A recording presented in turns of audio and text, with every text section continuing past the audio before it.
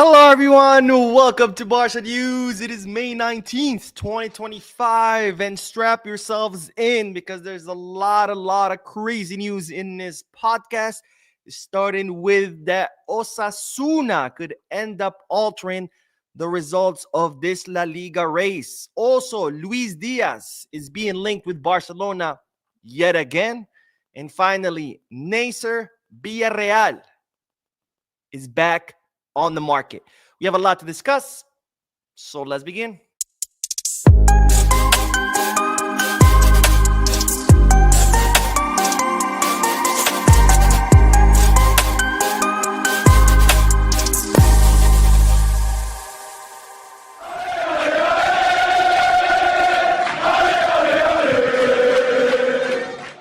Hello, everyone. Welcome to the channel. My name is Mo. This is the Barca News live podcast where not only we discuss Barcelona news, but where we also, or where I also get to interact with you lovely people in the chat section by reading your comments, answering your questions, and getting the discussion going. For those of you who will be watching when the podcast ends, I will be putting timestamps in the description and chapters in the timeline in case you do want to skip through the discussion and get straight into the news. Having said all that, make sure to hit the like button, subscribe to the channel, drop a comment. If you are looking for any Barcelona jerseys or merchandise, make sure to Goal Kids, Kickback, or Fanatics. Plenty of options there.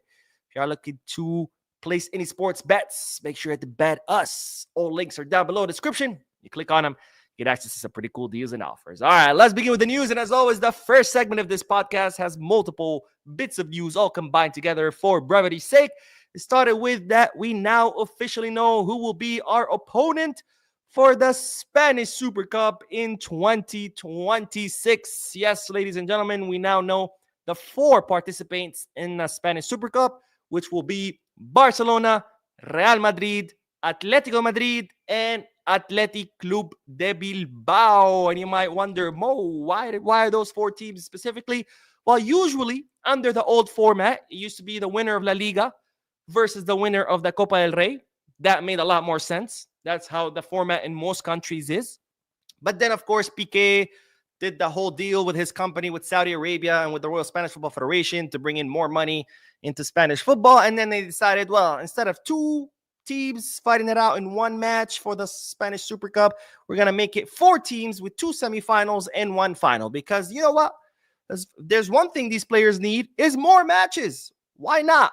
So now under the new format, obviously you cannot do the winner of the La Liga and the winner of the Copa del Rey because you still have 2 other teams. So now instead they do the 2 top La Liga teams and the 2 finalists of the previous of the Copa del Rey. Sorry, so 2 top La Liga teams and 2 finalists of the Copa del Rey. Of course, in this case, they're the same teams. Barcelona and Real Madrid are the 2 top La Liga teams, and Barcelona and Real Madrid were the 2 finalists of the Copa del Rey. So instead, for the 2026 version of the Spanish Super Cup will be the top 4 teams of La Liga, which are Barcelona, Real Madrid, Atletico Madrid, and Athletic Club de Bilbao in that order. Now, who will Barcelona play?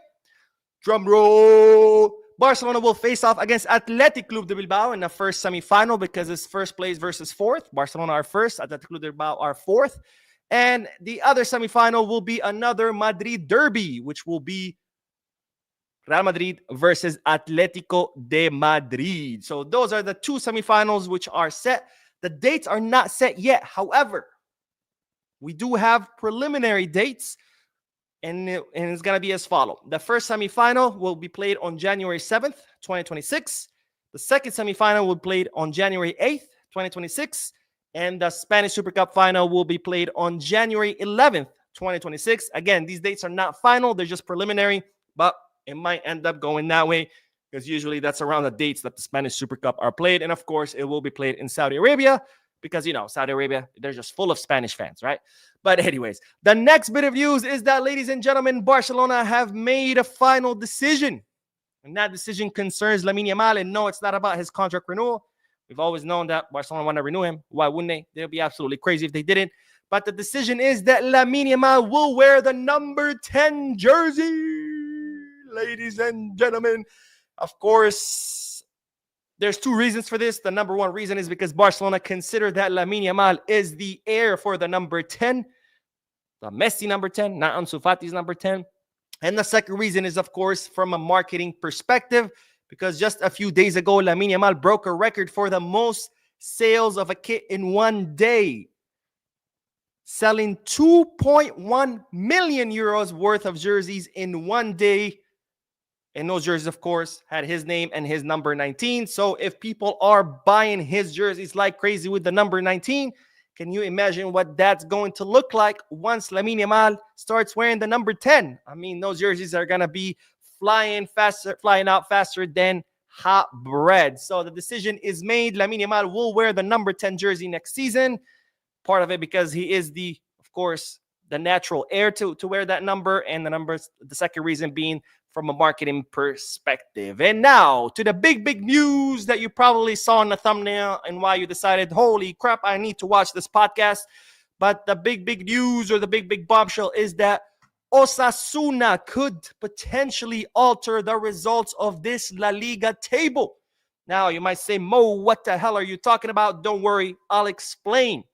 This is something I've talked about a lot in previous videos, but you probably already know. But if you don't know, you didn't watch those videos, you just joined this channel, or you just slept through that section of those videos, don't worry, I'll recap. After the last FIFA international break was over, Barcelona's first match was against Osasuna, where Barcelona won. Immediately after Barcelona's victory, Osasuna, being the crybabies that they are, decided to file a complaint with the Royal Spanish Football Federation, claiming that Barcelona should have not been allowed to field Íñigo Martínez. Why? Because Íñigo Martínez had been called up to the Spanish national team for the FIFA international break. However, he got injured. And therefore, Osasuna were saying that since Íñigo Martínez did not go to the Spanish national team's training camp, he was not allowed to play for 5 days after the international break. And the Osasuna match was during those 5 days. Now, of course, Barcelona's response said, that's bullcrap. Íñigo Martínez, yes, he had been called up by the Spanish national team. However, he had been released due to injury, and therefore the FIFA rule did not apply. This FIFA rule was initiated to prevent players from not responding to their national team's call-up, where if you say, you know what, I don't want to go, then you cannot play for your club for 5 days after the FIFA international break is over. But that wasn't the case with Íñigo Martínez. It's not like Íñigo said, I don't want to go, F off. No, he actually got injured. He got injured against Atletico Madrid. So the Spanish national team released him, and they brought someone back in his place. So the Royal Spanish Football Federation disciplinary body sided with Barcelona and dismissed Osasuna's complaint. But then Osasuna appealed to the appeals committee. Once again, the appeals committee sided with Barcelona, dismissing Osasuna's appeal. But now Osasuna have yet another avenue, and that's the TAD, or the Arbitration Court for Sports in Spain. And they have until May 29th to file their appeal.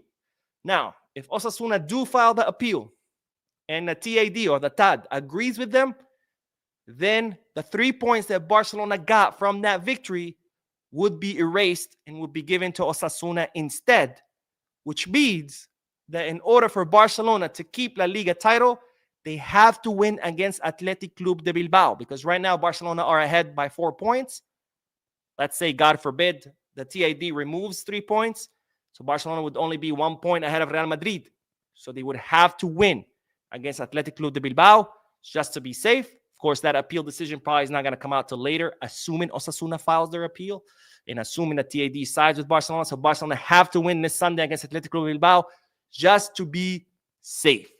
Absolute madness, ladies and gentlemen. And here I was thinking that Real Madrid were the biggest or the only crybaby club in Spain, with their constant Real Madrid TV videos, putting pressure on referees, talking about, oh, we're not going to go to the Copa del Rey final, pulling out of official events, just crying, always crying about referee this, referee that, because they can't handle the fact that they're absolutely shit this season and that Barcelona humiliated them despite having all the biggest names. And now it looks like Osasuna decided, you know what, this season I'm not going to win anything, so let me challenge Real Madrid for the crybaby trophy. Let me see if I can beat them. So, ladies and gentlemen, this is where we at. I don't think the TAD will side with Osasuna, because already 2 disciplinary bodies have agreed with Barcelona. But just in case Barcelona need to win against Athletic Club de Bilbao, this Sunday. Now, the crazy thing about all of this is that the precedent that was set as far as this rule was set because Osasuna had a similar case in the early 2000s. The same thing happened to Osasuna. They had a player that got called up, I think, to the Australian national team. He got injured, so Australia released him and brought someone else in his place. And then after the international break, Osasuna won a match against, I can't remember if it was Mallorca or Malaga. And either Mallorca or Malaga brought a complaint forward saying that that player should have been fielded because of that FIFA rule that prevents players from playing 5 days after the international break if they don't respond to their national team's call-up. And the court sided with Osasuna, saying, no, that player had been injured. He has been released. Therefore, the rule doesn't apply. So there we have Osasuna benefiting from this precedent that they set in the early 2000s. And now they're like, no, fuck the precedent. It helped us back then. Now we want to use it against Barcelona. It's like, bro, what are you doing? Like, you're just embarrassing yourselves at this point. Plus, what is this going to help you? Like, you're a nobody club. These 3 points are not going to all of a sudden put you in Champions League spots or help you win anything. You're a loser club. With or without those 3 points, you're still a loser club. But anyways, let's start with the chat section.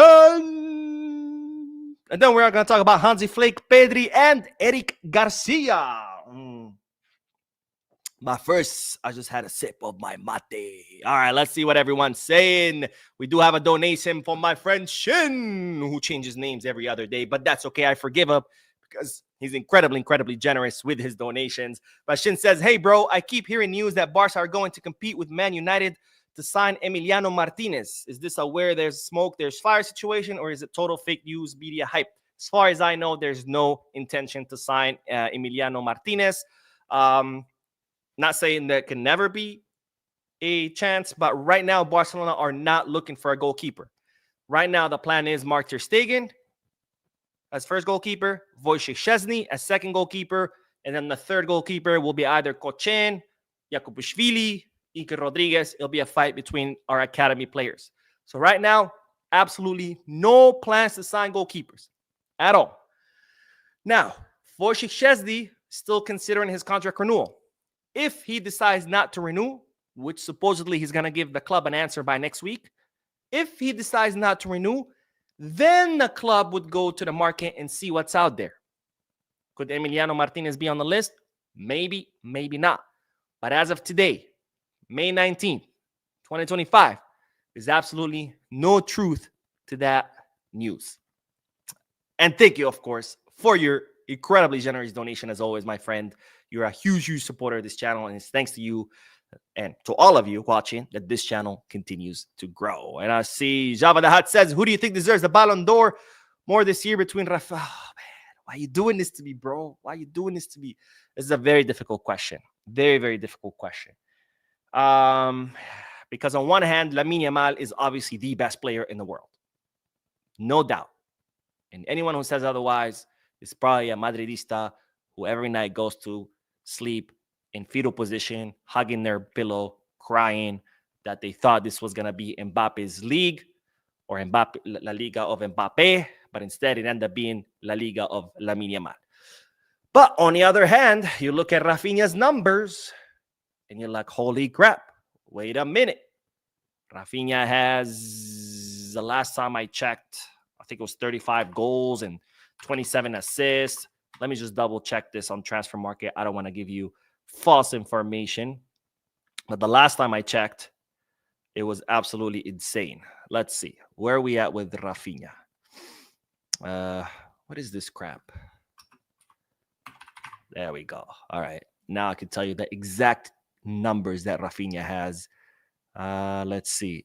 34 goals. So I was off by 1 goal. 34 goals and 25 assists. I guess I was off by 2 assists. So that's a total of 59 goal contributions. And by the way, we still have that Athletic Bilbao match. So he could easily reach 60 goal contributions, maybe even more. And let's not forget, Vinicius, the so-called Ballon d'Or, I think he had 46. So if Rafinha ends up with 60 and Vinicius was robbed, then shit, Rafinha should get 2 Ballon d'Ors, right? So that's why I say this is tough, because on one hand, Lamine is the best player. Rafinha has just insane numbers. If I have to choose, gun to my head, they've also kidnapped my baby and my wife and my mom and my grandma, and they're all under gunpoint. So I have no other option but to pick. I think I would pick Lamine. And the reason I say that is because even though numbers do matter, the Ballon d'Or is not really a stats competition. That's something that crybaby Madridistas keep forgetting. They're like, Lamine only has 17 goals. Yeah, and we're not talking about the Golden Boot. We're talking about the Ballon d'Or.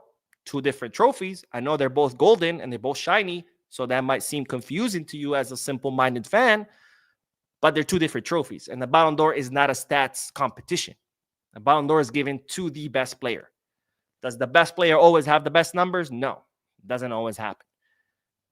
So I think by a small margin to Lamine, but only a tiny margin. I don't want to hear it tomorrow. People commenting, Mo hates Rafinha. Mo's a hater. Anyways, Cornell says, I just happened to wake up and caught the start. All right, welcome, my friend. Welcome. What time is it in Germany right now? 8 plus 6, 14. So 2 a.m.? Or is it 7 hours now? Wait, 8 plus 6 is 14, right? Yeah. What are you doing up at 2 a.m., my friend? Go sleep. Go sleep. Oh. Raymond Badalion. Wow. Thank you so much, my friend, for this incredible generous donation. I cannot see the sticker because the stupid software doesn't let me see it. But you know what I'm going to do is I'm literally going to go to my YouTube channel and I'm going to watch it because I have to see what the sticker is. But regardless, that's incredibly generous. Thank you. Let me mute this so you don't hear me twice, me speaking, and of course, there's a 15-second ad because why not? Let's just ruin this live by putting this long ass ad. But let me see. Oh, I see it. That's actually a pretty cool sticker. I don't know if you guys can see it or not. Maybe I'll do this. Let's see. This is gonna be weird because it's gonna be like Inception. And there's the sticker. That's a really cool sticker. But thank you so much, my friend, for your incredible generosity. I'm sorry my software is not showing the sticker, but now that I saw it, that is pretty cool. All right, let's do one more comment and then we'll get back to the news. But Super Ice says, Mo, why we keep linked to Luis Diaz? He too old. I'm going to talk about Luis Diaz. So hold on to that thought. I'm not going to answer yet because I don't want to get ahead of myself. But hold on to that thought because we are going to cover Luis Diaz. But first, let's talk about Hansi Flick.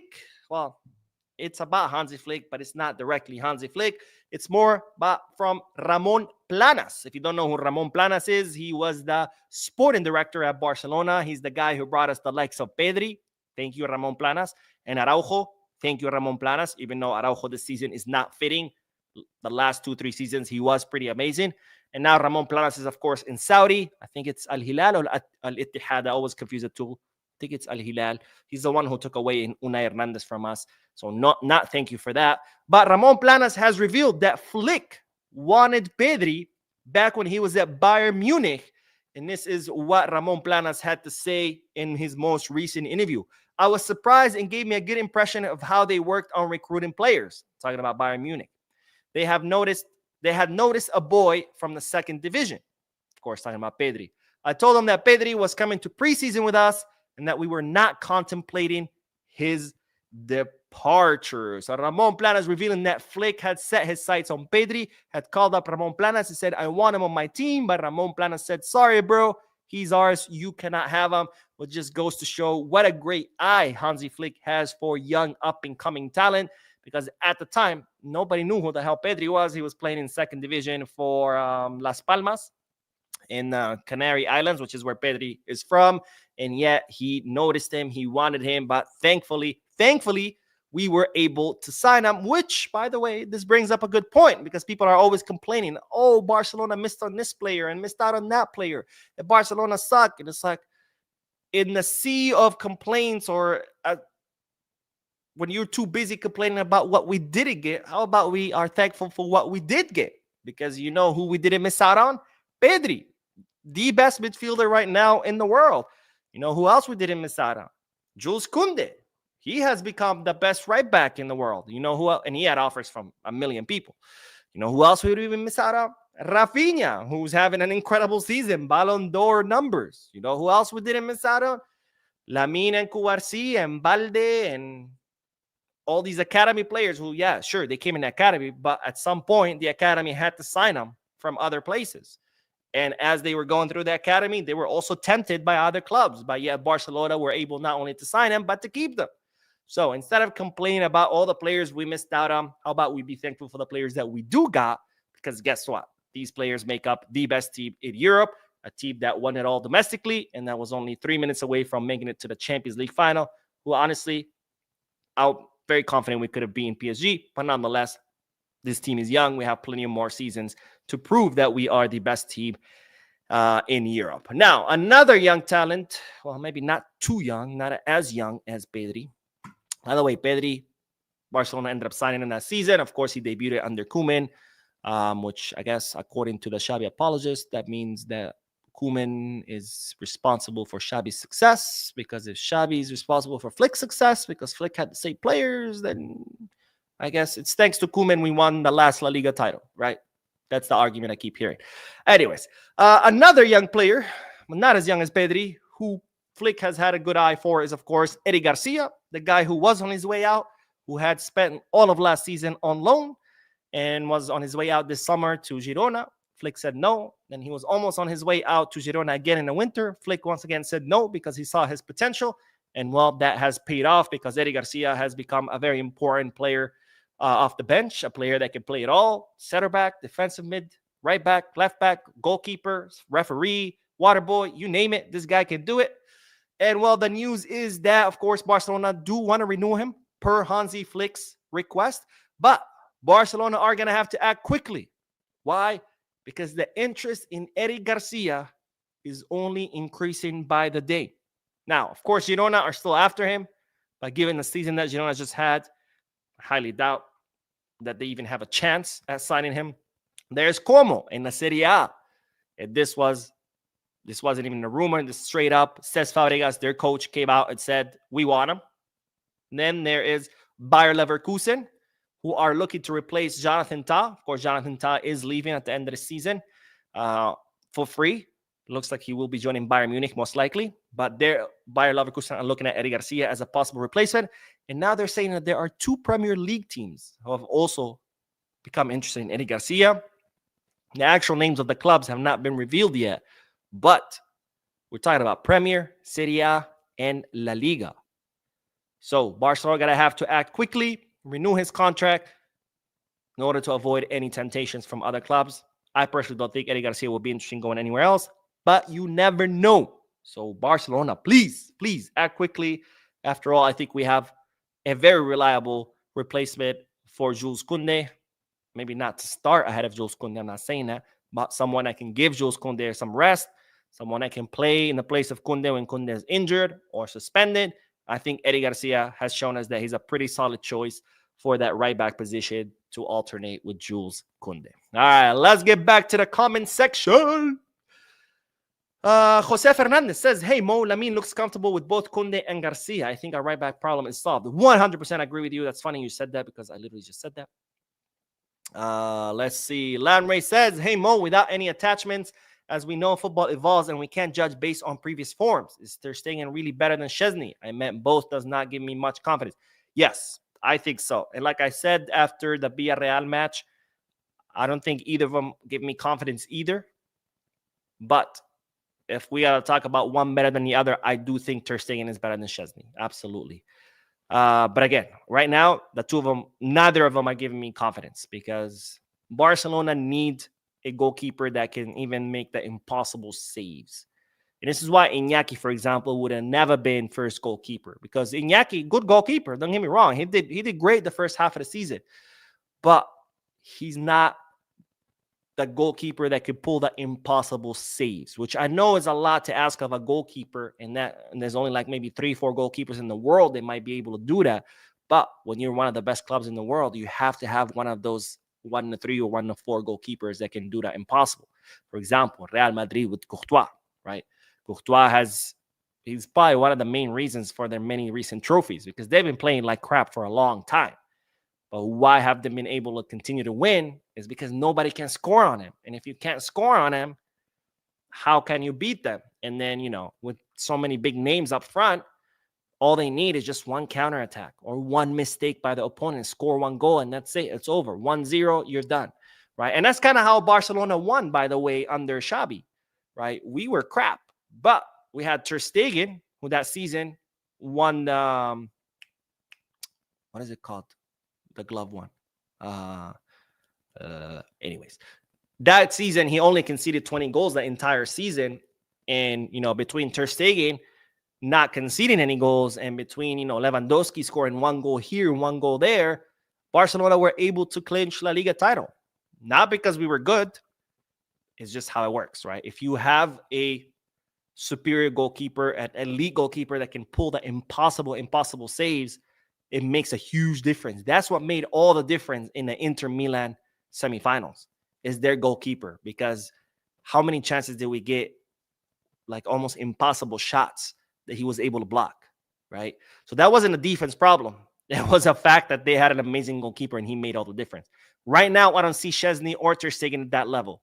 But nonetheless, I think Ter Stegen is better. All right, let's see. Another donation. Richard, who says, Mo, are the rumors regarding Matt's doubts from the club true? No, not true. Again, Ter Stegen remains the number one goalkeeper choice. Barcelona hopes Szczesny could stay and be the second. Then, of course, that will give us time to hopefully shape and mold Kochen, Jakubishvili, or whomever the club decide that's going to be the next first goalkeeper. Of course, right now, all the hopes are on Kochen. All eyes are on Kochen. Let's see. Brendan B. I can't believe I was having a hard time reading Brendan B. Hey, Mo, Brendan from Zimbabwe. Hurts that Laporta is giving up on Nico Williams. I mean, he just wanted to win something with his boyhood club. I don't think Laporta is giving up on anyone. Just right now, we cannot make any moves until we figure out our financial fair play. So no one's giving up on anyone. We just simply don't know what we can and can't do in the market. And speaking of the market, that will bring us to our third segment of today's podcast, since someone already brought it up. But we do have to talk about Luis Diaz, because, ladies and gentlemen, the Colombian winger has once again been linked with Barcelona. I've been seeing articles all over the place talking about Barcelona are ready to sign Luis Diaz. And, of course, I had to address it because, ladies and gentlemen, there is no truth to these reports. Now, Luis Diaz remains Deco's favorite option to reinforce the left wing. In fact, Deco has contacted Luis Diaz and his agent on several occasions throughout the season, but it has not worked out because, of course, his price is set at 80 million euros, something that Barcelona cannot afford. Now, not only can Barcelona not afford Luis Diaz, plenty of English media sources are confirming that Luis Diaz is in the middle of negotiations with Liverpool in order to extend his contract and to increase his salary, because his salary is incredibly low. And he, of course, wanted an increase, but Liverpool were kind of like on the fence because they were trying to keep Mo Salah. They were trying to keep Van Dijk. It looks like they're not going to keep Van Dijk. So then they turned around and decided to negotiate with Luis Diaz. So he will be staying at Liverpool. Also, everything points at that he will be staying at Liverpool. In fact, he said in a recent interview, he said that he loved being at Liverpool. I'm paraphrasing, of course, and that he hopes to play many, many seasons there. So he's staying at Liverpool, and even if he doesn't, Barcelona cannot afford him.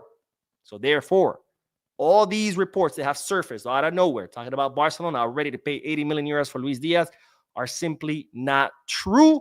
And I bring it up because just like it's my duty to give you Barcelona news, it's also my duty to tell you when some of the news out there is simply not true.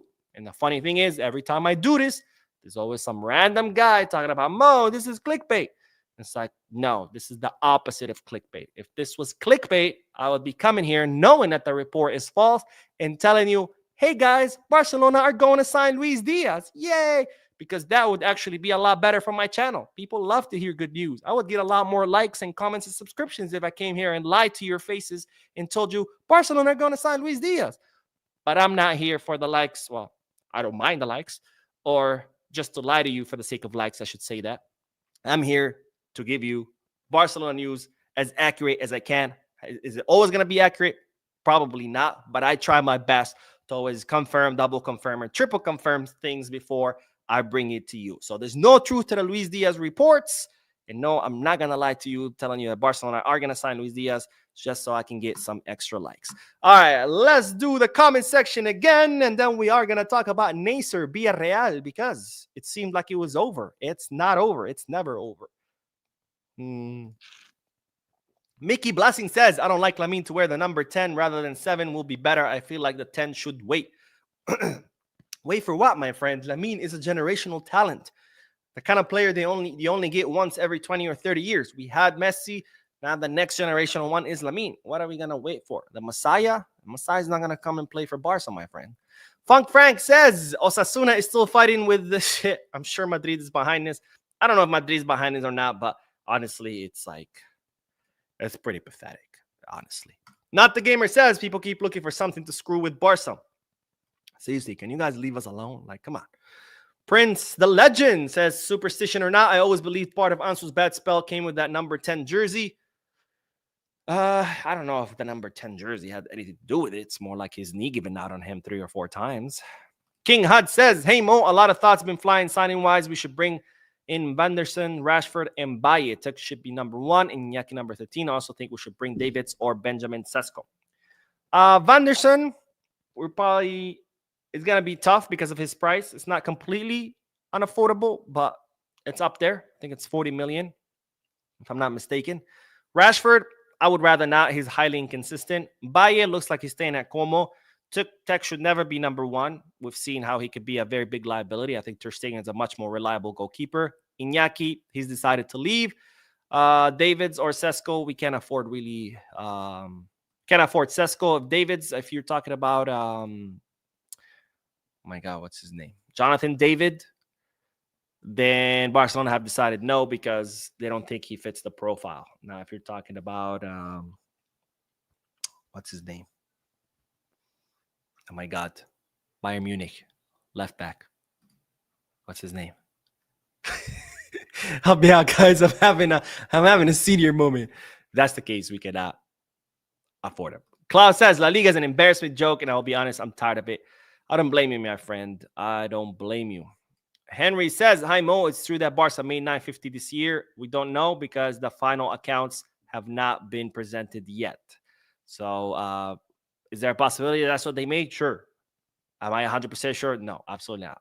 I will wait for the actual fiscal year to close, and then I'll tell you with exactitude because I'd rather be 100% sure than just throw out some number. Then maybe it's true, maybe it's not. And if it's true, great. I got lucky. I gave you a number that before it was actually released. And if it's not true, then I hope that people forget about it. But I'm not going to do that, right?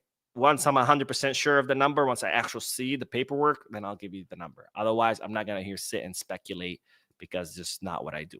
Sanjog, my friend, thank you so much for your donation. Says, Laporta just said that Barca made 950 million this season. I appreciate him. There's not an ounce of credibility in that man. Plus, this announcement looks like a political move ahead of elections. Yeah, like I said, it could be true or it could not be true.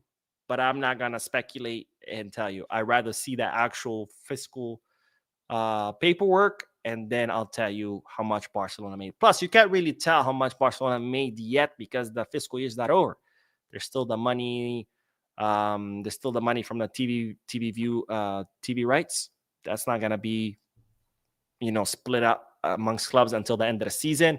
There's still the prize of La Liga, which that's not gonna be given to the club. Well, I guess the prize of the Liga, you already know what it is before La Liga ends. You know how much the winner will make, so I guess that doesn't count. But the TV rights, that doesn't get distributed until after the season's over.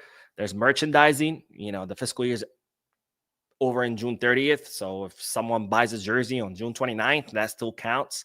There's plenty of things that still haven't closed yet and won't close until June 30th. So there's no way to say accurately.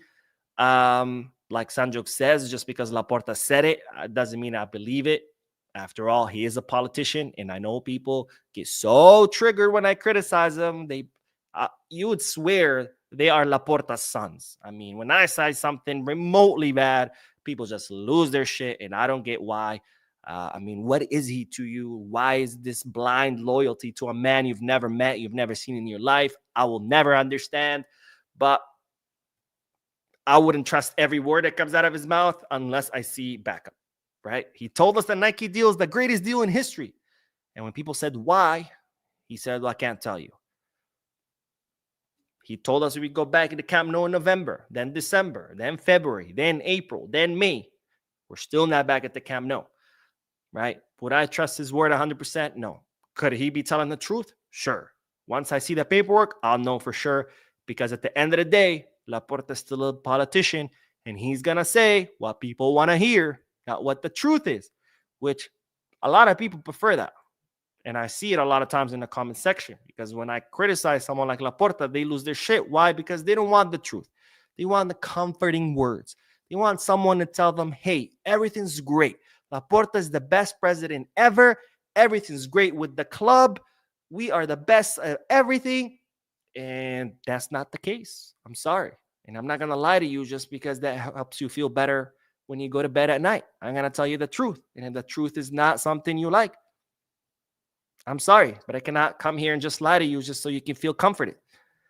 Raymond says, greetings to the man. Love your channel. Keep up the good work. I was wondering if you know how we could shop from the actual FCB store in Barcelona. Well, thank you, my friend. And again, thank you for your very generous donation a few moments ago, even though I guess this comment was before. I guess I'm a little behind on my comments.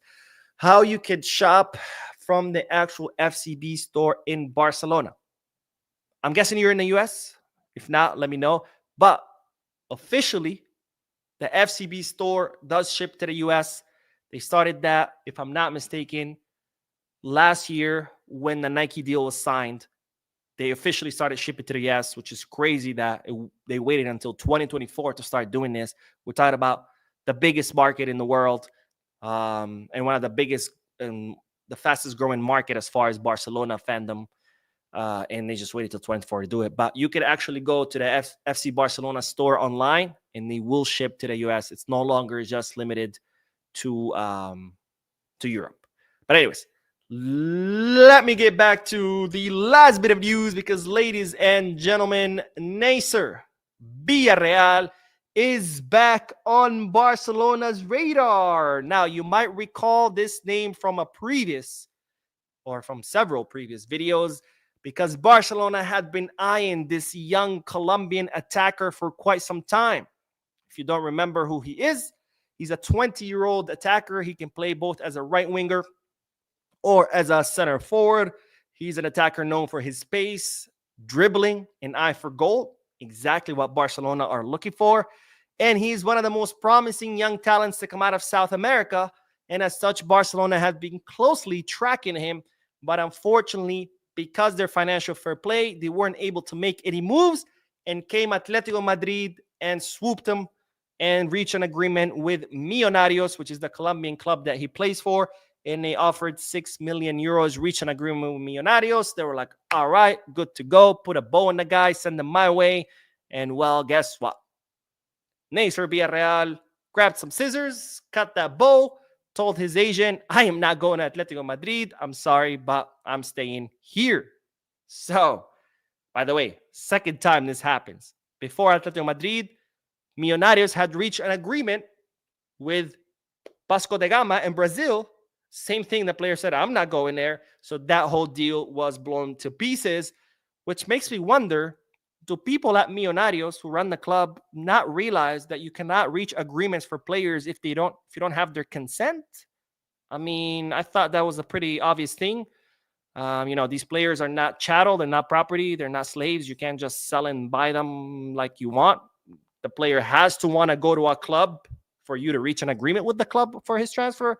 I guess at Millonarios, no one told them that. I don't know what's going on, but they have reached agreement twice, once with Vasco da Gama, then with Atletico Madrid, and both times the player was like, hello, I don't want to go there. What are you doing? So both deals were blown up. So what does that mean for Barcelona? Well, Neyser Villarreal's contract expires in December 2025. So he will become an free agent at the end of this year. So now Barcelona are back in the race and could potentially sign him unless Millonarios decide to make a deal with Barcelona and not tell the player. And the player's like, well, what are you doing again? But hopefully that doesn't happen. Hopefully Barcelona can reach an agreement with the player directly. And even better if he ends up coming as a free agent. All right, let's go back to the comment section. And we have another donation. Shin saw Raymond's donation and said, not today. Mo, I love you like a brother, and this comes with nothing but love. However, there's a reason why Tech hasn't been the number one for DFB for a few years. He's on the downhill, and it's about time to put him out to pasture. I mean, look, don't get me wrong. I'm not gonna sit here and argue with you and tell you Tech is like an elite goalkeeper. Barcelona should do everything to sign him. If he decides to leave, I'm not gonna cry. Like I think he did a good job, a good enough job. Towards the end, he kind of had a huge dip in form. I'm glad Barcelona signed him in place of Ter Stegen, but would I want to keep him forever? Not really. If he stays for another season, great. If he not, whatever. I think what Tech can bring to the bench, if he does stay as a second goalkeeper, I think his experience. I think he could be valuable for sharing his knowledge with the young goalkeepers like Kochen and Jakubushvili. Even with Ter Stegen, right? Because after all, Tech is a little older. He has played for more clubs and has more experience in different leagues. So I think that's something that he could bring to the table is his experience and knowledge.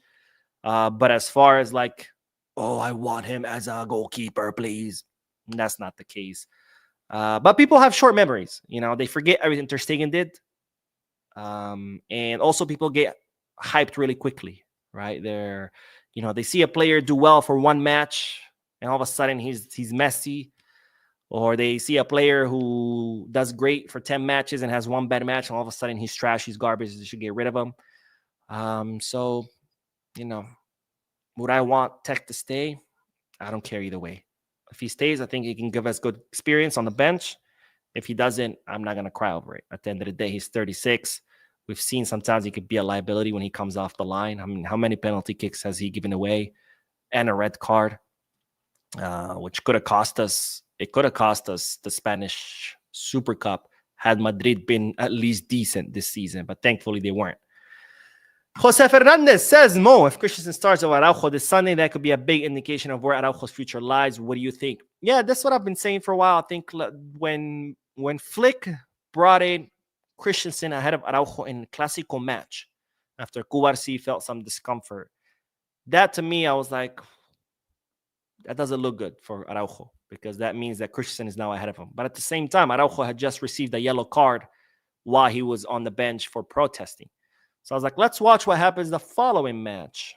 And the following match, they both started. So I was like, all right, I don't know who's ahead of who. And then this last match, Araujo was injured. So it's all gonna depend. If he stays injured, then obviously there's no signal for anything because he's injured. If Araujo is healthy and Christensen still starts ahead of him, I still don't think it could be a signal. It could be just Flick trying to see what Christensen is made of, since now it doesn't really matter. Or it could be that Araujo, is still injured or is not 100% fit, so why risk his health when it's the end of the season? So I don't know about making any conclusions these last match, because it is the last match at the end of the day. Even if Araujo is 100% healthy and fit, it is the last match. So he could be just giving Christensen minutes, assuming if Christensen starts ahead. But I do think that right now, Christensen is ahead of Araujo, at least from what we've seen in matches. I don't know what Flick sees in practice. Maybe he sees something different that we don't. But in matches, it's clear as day that Christensen is a much better fit than Araujo, which is crazy because I never would have thought I would be saying this in a million years. And Shin says, I meant Ter Stegen. Shit, stupid autocorrect. Oh, okay. Man, you had me go off for like 10 minutes. No, I'm kidding. Thank you for your donation again. I mean, I don't think that's the case with Ter Stegen. Just 2 seasons ago, he won us La Liga. So I don't know if he's like completely out of it. And last season, I don't know if last season was a good measure of what Ter Stegen can or cannot do, because last season, this team was absolute shit, right? So And of course, this season we can tell he had 2 matches. So the only thing I could go by is 2 seasons ago, where he pretty much won us La Liga. Again, last season, even Courtois himself would have been scored on, because last season, that's a season I would love to erase from my memory. I don't know if, I'm sure most of you have watched Men in Black. If Men in Black can come to my house and be like, all right, we're erasing the 2023, 2024 season out of your mind and go, chling, I'd be very, very happy. But, I mean, you could be right. He could be reaching the end. I mean, he is, 32? So that's why I think this is a good time to start shaping and molding Diego Cochen, because we are due for a change. Don't get me wrong. We are due for a change. I'm not here telling you Ter Stegen should be the goalkeeper for the next 5-10 years. We are due for a change, but we still need time, because Cochen, as promising as he is, he's not going to be able to jump into that role and be like, all right, let's go. He's going to need some time. And I think in the meantime, I don't mind having Ter Stegen and Tech to give these players the experience, the knowledge, transfer, while giving the players time enough to mature. Sanjog with another donation says, I want to join a Peña. DC has the nearest Peña to my place. Is it worth to join? I've actually met a lot of people from the DC Peña. Very, very cool people. I went to their match, a match watch along. Not a match watch along. A match at their bar. When was it? I can't even remember who Barcelona was playing. But this was, I think, in March. I can't remember who they're. I think we were playing Madrid. No, Atletico Madrid. We were playing Atletico Madrid. And I went to their bar. They have a really cool bar, pretty big, big bar. So I think, yeah, absolutely. I mean, I think a Peña is always cool to join, because you meet people who share your passion and love for the club. You get to go watch matches with them. There's also the yearly Peña trip, where Peñistas from all over the U.S., we all go to Barcelona together. We go watch. We don't just watch the men's team. We watch the Barca Femini. We also watch the Barca Athletic. It's just depending. Last year we went and watched Juvenil A. So it just depends on the schedule. But you go there. We do the museum tour, the stadium tour. We watch matches of different teams. We go shopping, and then also the guy who organizes. He's the president of. His name is Victor. He's the president of the Houston Peña, and he does a really cool trip. He organizes it really well. He doesn't just do the football activities like the matches, the museum, and everything else. He also does, like, one night we'll go eating tapas, another night bar hopping. Like, he does a really good, cool trip every year. So yeah, absolutely, I highly recommend it. Again, you're gonna meet people from all over the U.S. who love Barca. You get to go on these cool trips, and you get discounts. You get discounts at the Barca store. So I think that's a win right there. Harvey says, Fabrizio just wrote that Laporta has given up on Nico Williams, that they had interest in him last season, but he decided to stay at his club. So Laporta said Barca is looking at other players. I mean, I don't think that's entirely true, but I can see why you would prefer to believe Fabrizio over me. After all, Fabrizio does have more track record. Now, if I hear anything different, of course, I'll tell you. But as far as I know, no decisions have been made yet, because we don't even know what our financial fair play is. Plus, there's still that outstanding meeting between Deco and Flick. So when that happens, I'm sure we'll know more. Again, I'm not saying this is not true. This could 100% be true. But as far as I know, that there's no decision that have been made. Could be wrong, but we'll find out more, especially once that meeting happens next week. So if you haven't subscribed yet, make sure you do, because next week there's going to be a lot of news coming out of Barca Camp Barca. Can't even speak anymore. Let's see. What else? Raymond says, greetings to the man. Oh, wait. I think I already read this. Sorry. This chat moved up me and I went up. Oh, no, wait. I see that. You were copy-pasting. That's why. Luis Rodriguez says, people need to know they can love certain things Laporta did for the club and also criticize other things he's done. Yes, thank you. Thank you, my friend. And that goes for everybody, right? That's just Laporta. That goes for the players. It goes for Flick, his staff, board director members. It's okay to say, hey, look, you did these good things, but there's also bad things that you did. That's fine. Like, I don't know why people take it to heart. Like, fuck you. You hate them. It's like, no, I'm just telling you the good things and the bad things. This whole blind loyalty to people at the club is probably the worst thing you could do for the club, because if you just support someone no matter what, you're opening the door for that person to do bad things. Why? Because if you're just going to support him, whether he does good things or bad things, then when he does bad things, what's going to stop him? You're going to support him anyway, right? That's what happened with Bartomeu. Bartomeu was already doing bad things. And then he won a treble with Luis Enrique and MSN. So people turned a blind eye. So then he started doing more bad things. And people kept turning a blind eye because, hey, we had MSN. Oh, exciting. Trophies.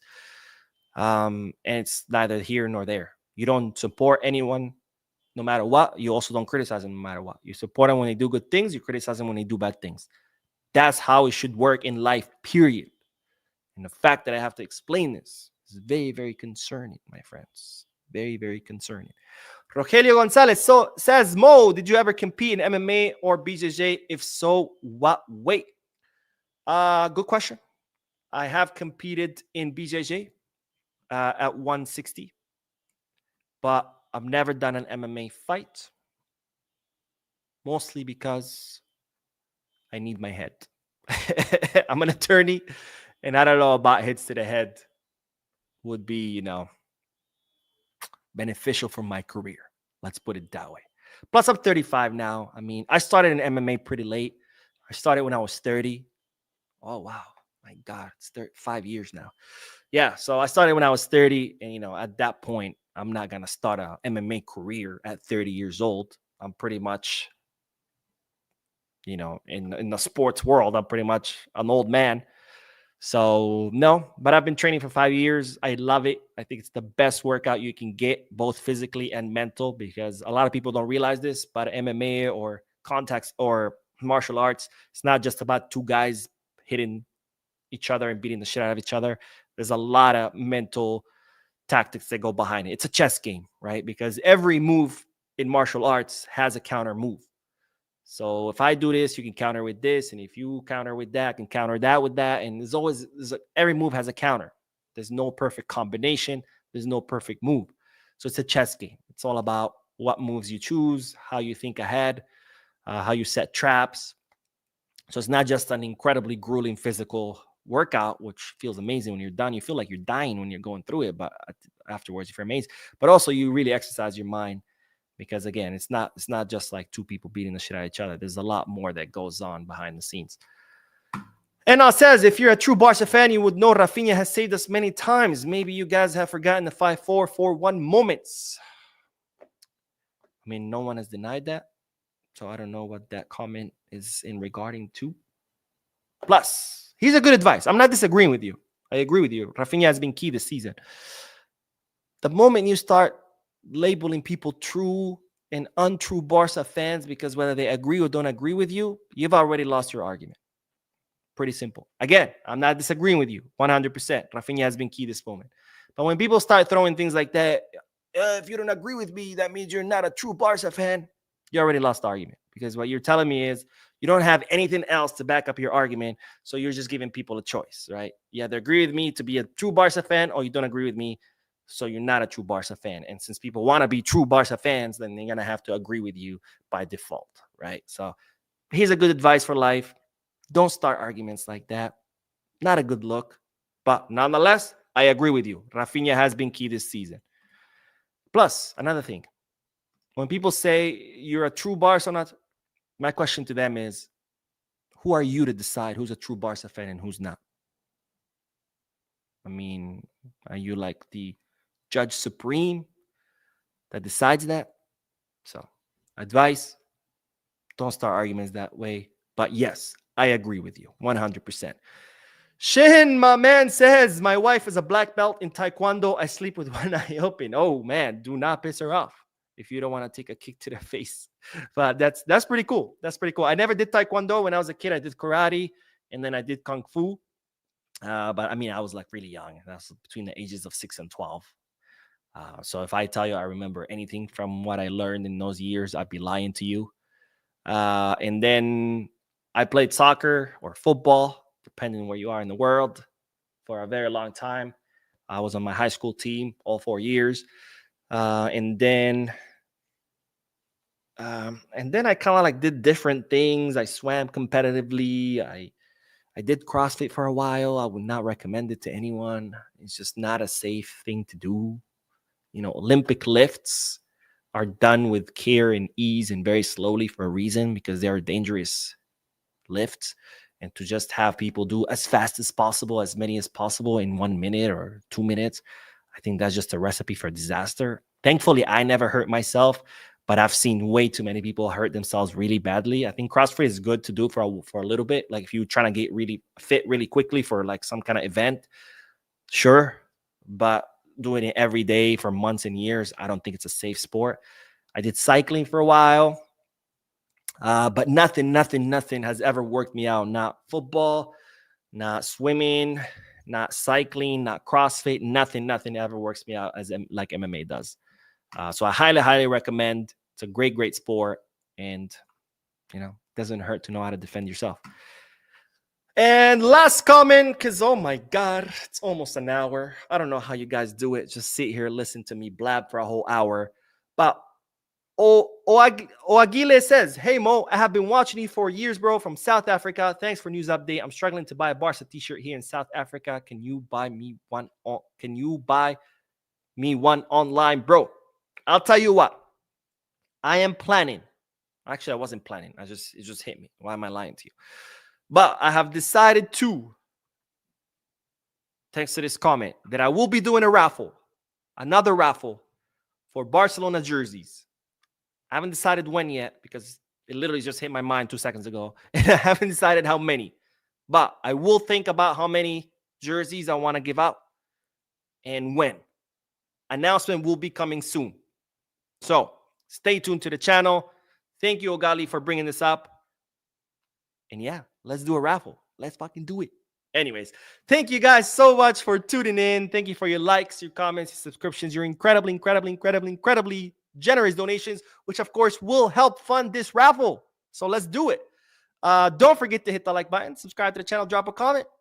There will be no more videos tonight. I forgot to say that.